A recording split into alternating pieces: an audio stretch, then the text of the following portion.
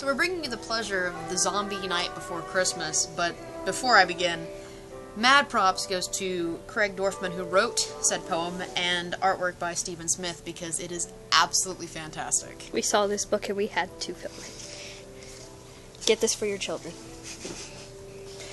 'Twas the night before Christmas, and in graves all around, corpses were fighting their way up from the ground. They should have lain eternal, all snug in their beds, but local cadavers refused to stay dead. Rotting hands pierced the earth as they dug themselves out, and soon legions ring about. A pack tottered down Elm Street, and another down Main, waking us and demanding we surrender our brains. After boarding our windows and locking all doors, we settled our heads for a long grisly war.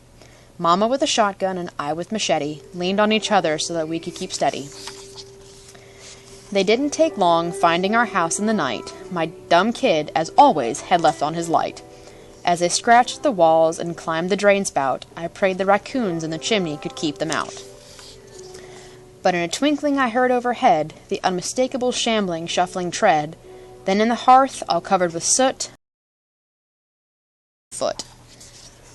There arose from the roof a sharp cry of pain, as one stiff wailed, "My foot!" and one answered, "Brain."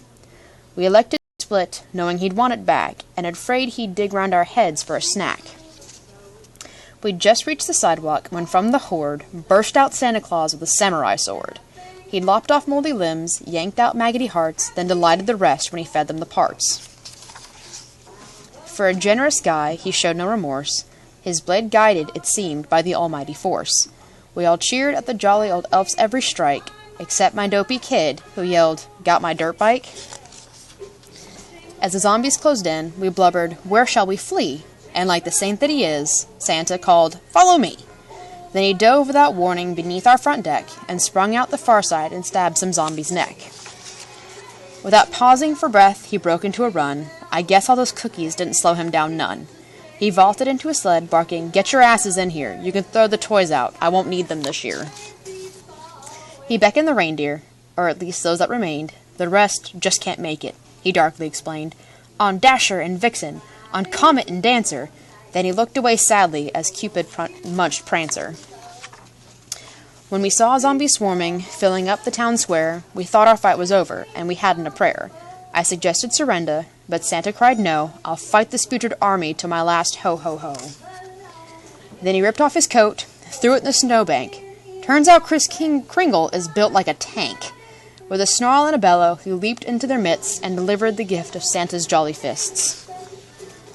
I'd thought Santa was peaceful, a chubby tooth fairy, but it turns out Saint Nick was kind of, well, scary.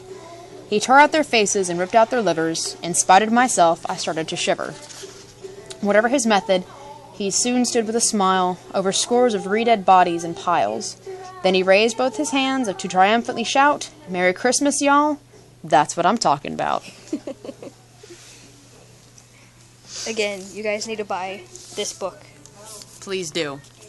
Read it to your children every night. Mad props, Craig Dorfman, Stephen Smith, you guys rock. Definitely.